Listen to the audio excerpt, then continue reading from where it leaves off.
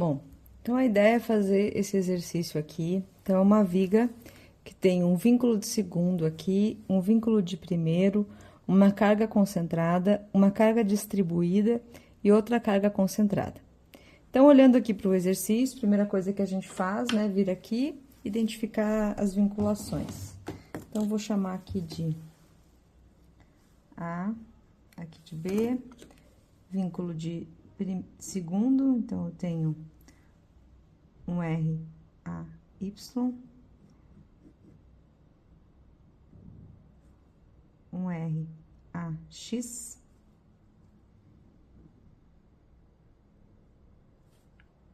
um R, B, Y, tá bom?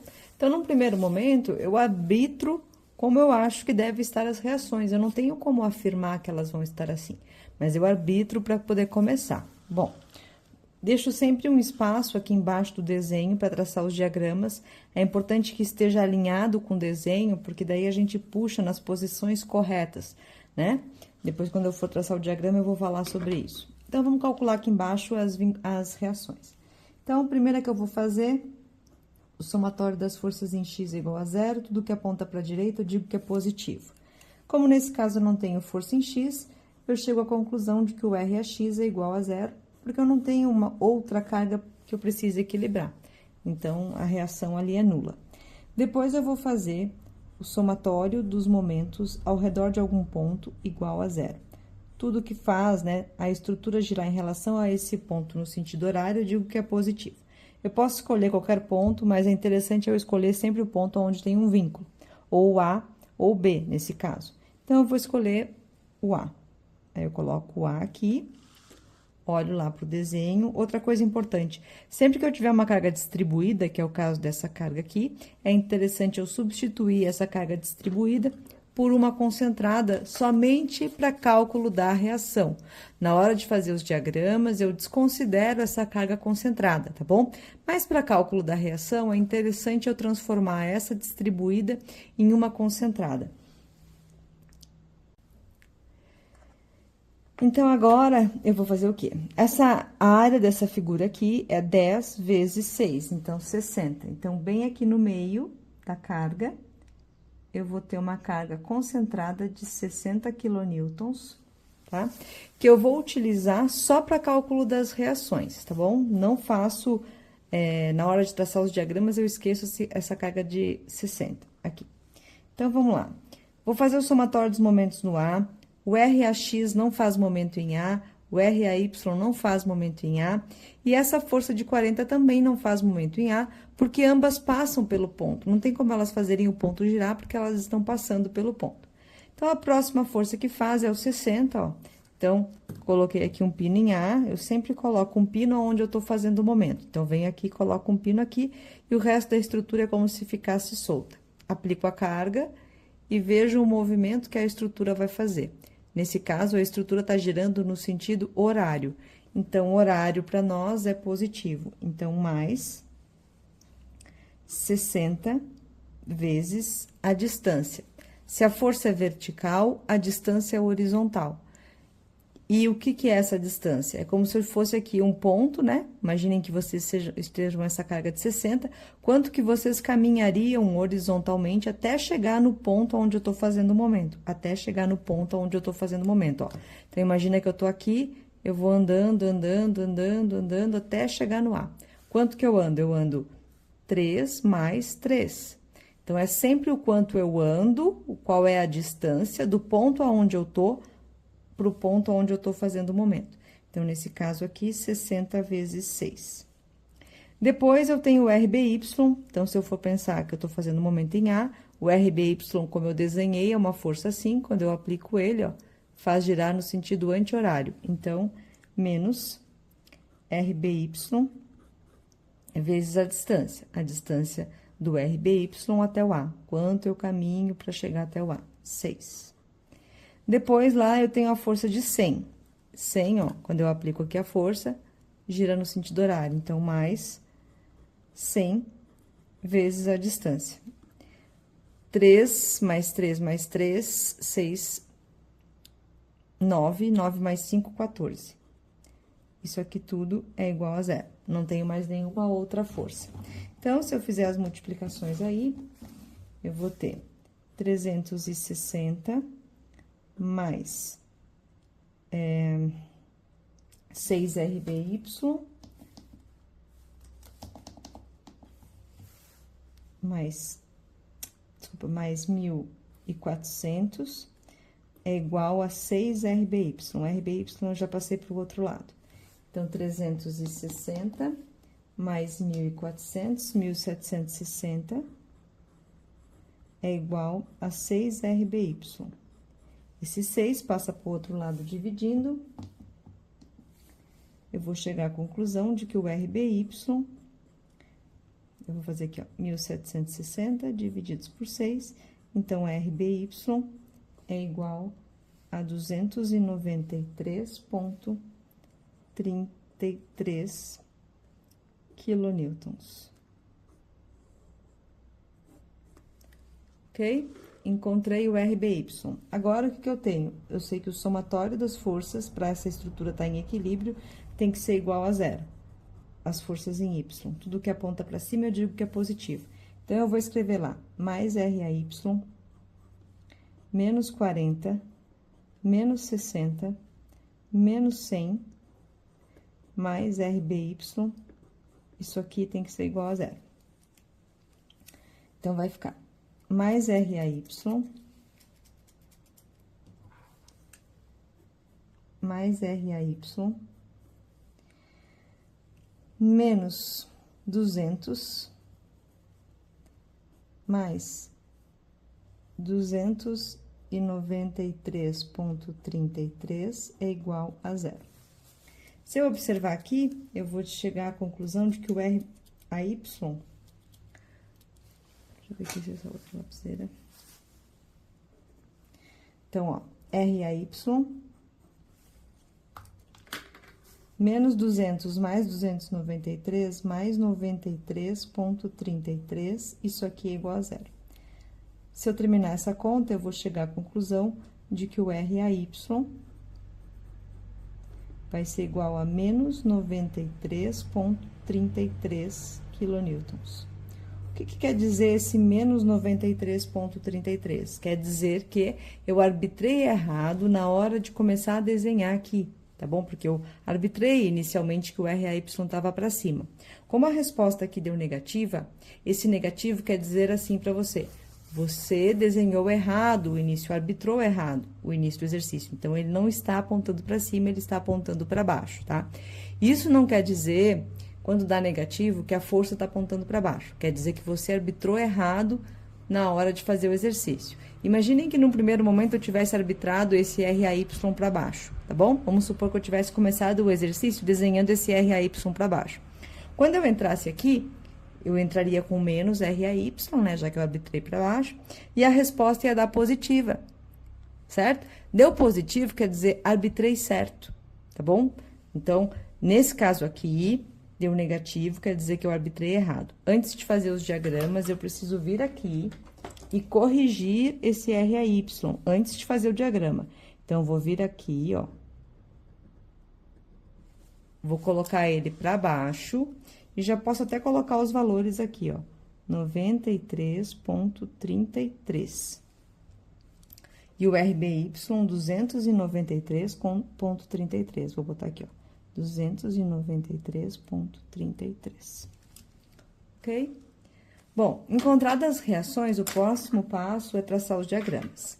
Como que a gente traça o diagrama de esforço cortante? O diagrama de esforço cortante só me interessa a carga vertical.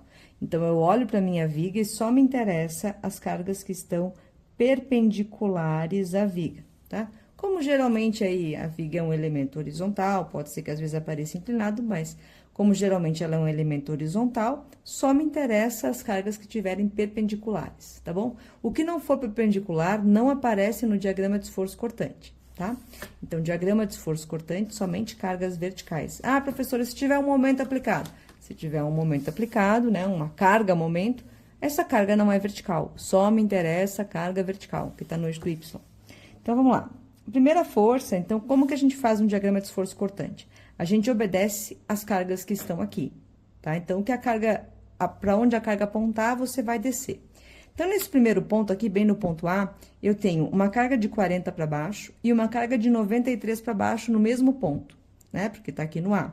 Então, eu vou somar as duas. Então, 40 mais 93, 33, 133. Então, eu vou usar aqui.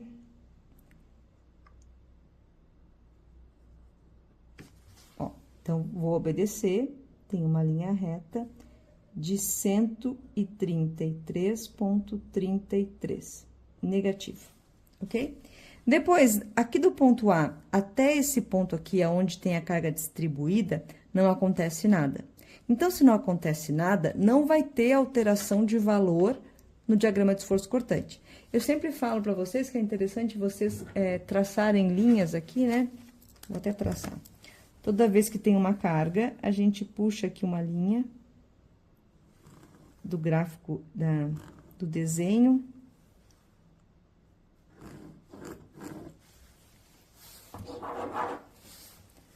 Do diagrama de esforço cortante, ó. Isso ajuda bastante, porque eu sei que nessa posição tem que acontecer algo no diagrama de esforço cortante, tá bom? Então, são linhas auxiliares.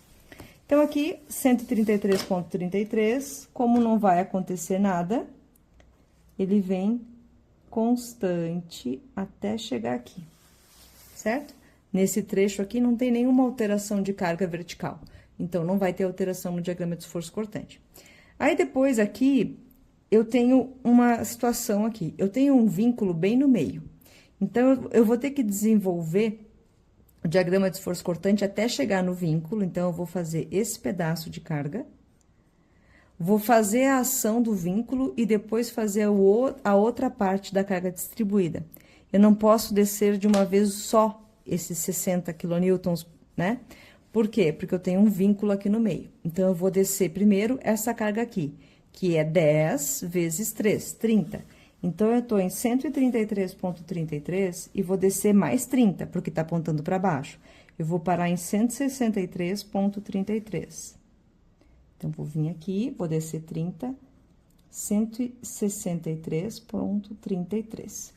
Então, aqui é uma carga distribuída, uma linha horizontal aqui, ó, no gráfico de cargas. No diagrama de esforço cortante, é uma linha inclinada. Ok? Bom, depois aqui eu tenho uma carga concentrada, ó, de 293,33. Então, 293,33, eu vou descontar de 163,33. 163,33. Eu vou parar, ó, eu tô em menos 163,33 e o RBY aponta para cima 293. Então, eu tô num número negativo e o RBY aponta para cima positivo. Então, menos 163 mais 293, eu vou parar em mais 130. Então, aqui, ó, sempre que eu tiver uma carga concentrada, ó, aqui eu tinha uma carga concentrada, ó, um ponto só.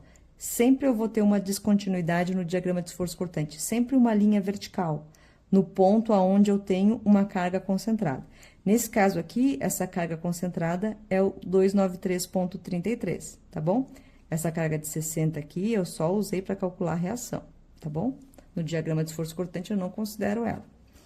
Depois, eu tô aqui em 130, mais 130. E aí, eu vou descer mais esse pedaço aqui de carga distribuída, que vale 10, né? É a área dessa figura, 10 vezes 3, 30. Então, eu tô em mais 130 com menos 30, eu vou parar em 100. Como aqui é uma carga distribuída, aqui o diagrama de cargas é horizontal, o diagrama de esforço cortante é inclinado. Sempre um grau acima, lembrando que isso aqui é uma integral, certo?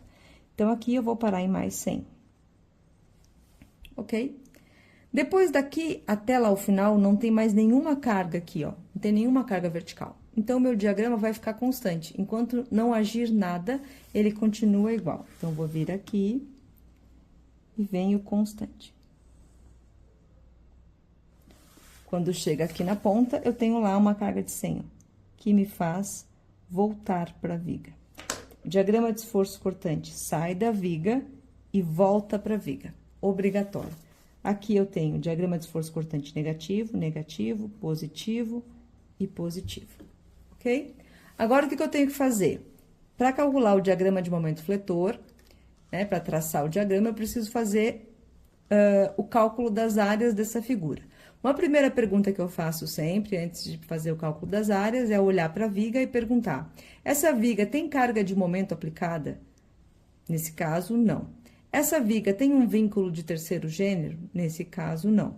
Então, se eu respondo não para as duas perguntas, ou seja, se não tem nenhum momento carga atuando aqui, o diagrama de momento fletor depende somente das áreas do diagrama de esforço cortante.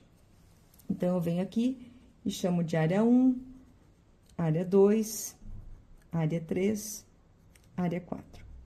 A área 3 e a área 4, se vocês observarem, é um trapézio, tá bom? Uma figura de um trapézio. Então, para calcular a área, vocês podem fazer ou a área de um trapézio ou a área de um triângulo mais a área de um retângulo, tá? Tanto faz.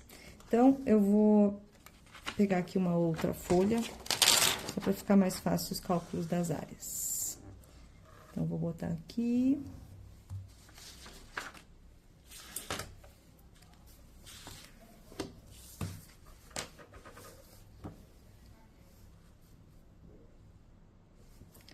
Então, vamos lá. Área 1, ok? Área 1 é um retângulo, então, é 133,33, que ele é negativo, ó, tá vendo? Porque é uma área negativa, vezes 3. Base, altura, né, vezes base. Então, 133,33 vezes 3 vai dar 399,99. Vou botar aqui 400 já. Tá bom? A área 2. A área 2 vai ser... eu vou fazer um retângulo mais um triângulo.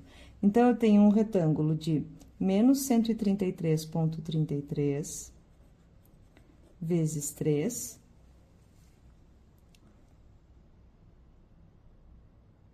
Que tá aqui, ó.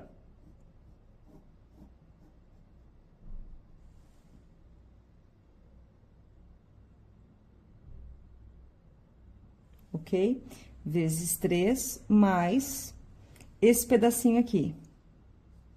Esse triângulo aqui. Que é, se até aqui tem 133,33, ó. Essa diferença daqui pra cá tem 30, certo? Então, esse triângulo, ele tem base 3 vezes altura 30, divididos por 2. Então, vai ser, aqui dá 400, né? Aqui é menos 30. Então, ó, 3 vezes menos 30, menos 90, divididos por 2, 45. Então, vai dar menos 445, ok? Então, fiz a área desse retângulo aqui, que é 133,33 vezes 3. E aí, esse triângulo aqui de baixo é 163,33 menos 133 dá essa altura aqui, ó, do triângulo, que é 30. 30 vezes 3, base, vezes altura, divididos por 2, a área de um triângulo. Aqui também é menos 400. A área 1, tanto a área 1 quanto a área 2 são negativas, ok? Agora, a área 3 também, né, posso fazer um retângulo aqui, ó. E um triângulo lá em cima. Então, a área 3 vai ser 100 vezes 3, mais a diferença de 100 para 130 é 30, 30 vezes 3, divididos por 2.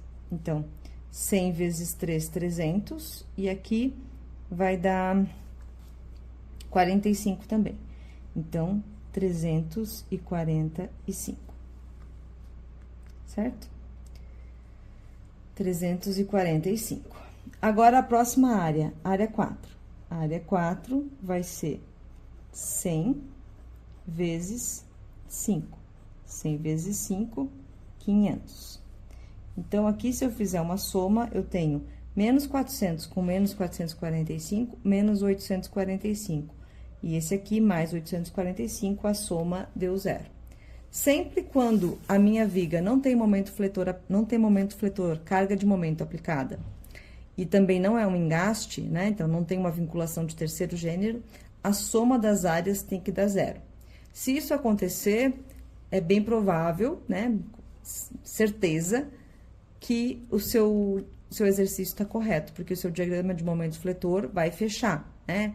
Claro que você tem que desenhar ele corretamente, mas pelo menos as áreas, né, vai zerar. Porque quando não tem momento aplicado, o momento fletor, ele sai da viga, sai de zero e volta para zero.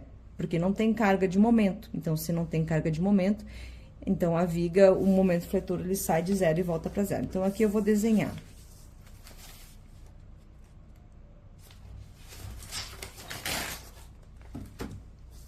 Então, deixa eu pegar os valores aqui, ó. E vamos fazer o desenho. Então, ó, se não tem momento fletor aplicado e não tem vínculo de terceiro, obrigatoriamente, o diagrama de momento fletor sai e volta para zero, tá bom? Obviamente, o desenho aqui depende do que tá acontecendo aqui em cima, né? Mas sai e volta para zero, porque não tem carga de momento e não tem vínculo de terceiro gênero. Bom, aí o que eu vou fazer? Da mesma forma que eu puxei linhas ali de carga para o diagrama de esforço cortante, eu puxo linhas toda vez que mudar uma área da figura ali de cima.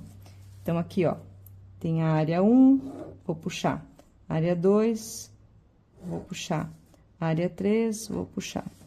Toda vez que tem uma mudança no desenho de área, eu puxo uma linha, tá bom?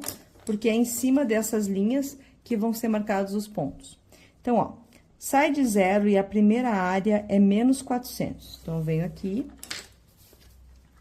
e marco menos 400. Então, menos 400. Eu marco o diagrama de momento fletor para cima, negativo, e para baixo, positivo.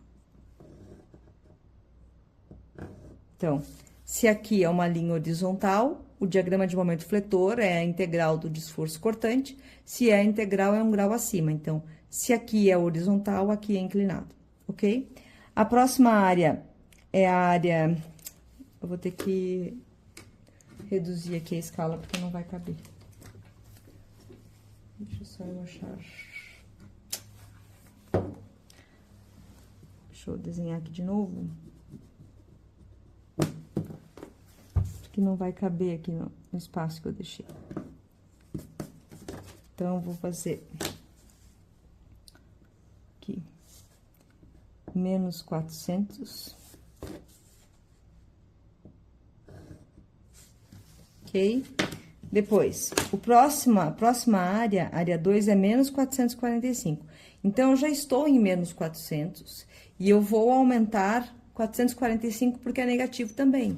Então, sempre que é do mesmo sinal, eu vou aumentando. Então, menos 400 com menos 445, menos 845.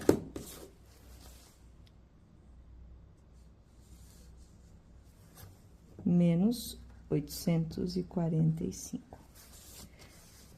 Como aqui é uma linha inclinada no diagrama de esforço cortante, aqui...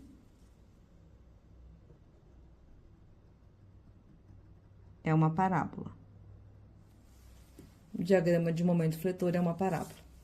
Bom, depois eu tenho a área 3, eu tô em menos 845, e a área 3 é menos 340, mais 345, ó, eu tô em menos 845, e a área 3 é mais 345. Então, menos 845 mais 345, menos 500. Então, eu venho aqui...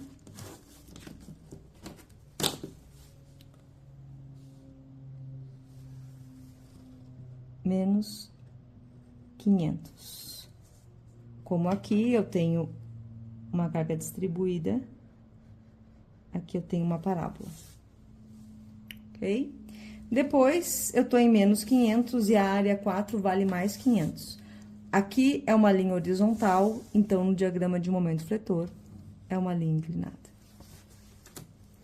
Todo esse momento fletor aqui, ele é negativo. Todo esse diagrama, ele é negativo, tá bom? Sai de zero e volta para zero. Quando eu termino um exercício desses de viga, como eu já comentei, vocês saem da aula, né? Saem da prova sabendo se, pelo menos, vocês acertaram os valores, né? Às vezes a gente tenta forçar uns desenhos aqui, mas é importante que vocês vão colocando os valores, porque os valores não te deixam manipular, né? Às vezes você faz o desenho, sai de 0 e fecha em 0, mas os valores aqui dentro estão bem diferentes. Então, é interessante que vocês vão fazendo as áreas e já colocando os valores, somando e subtraindo, para ver se vai fechar certinho.